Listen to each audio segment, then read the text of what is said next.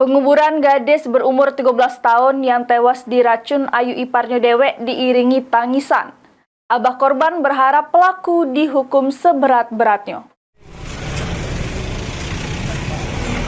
Dengan tersegen-segen rewang dulur sama keluarga ngiringi penguburan Aisyah Nur Fadilah, sikok gadis berumur 13 tahun yang tewas diduga diracun ayu iparnya dewek. Mereka sedih karena tidak percaya korban meninggal dengan keadaan cukup mengenaskan. Korban dikuburkan di tempat penguburan umum Telaga Swida pada Kamis siang sesudah balik dari otopsi di Rumah Sakit Bayangkara Polda Sumsel. Menurut abah korban, anak gadisnya diracuni pelaku guna ke putas yang dicairkan ke dalam banyu putih dengan modus ecek-ecek ngenjuk tantangan ke korban supaya korban minum putas tersebut terus dapat duit dari pelaku sebesar Rp300.000 kalau korban tidak muntah. Pak, terkait yang jamu itu apa Pak maksudnya Pak?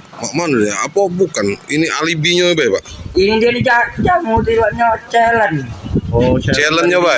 Ecek-ecek Pak berarti Pak. Kalau dia nih sanggup minum ini sekian, duit 300 kalau tahan tak do. Ini muta tambah lagi.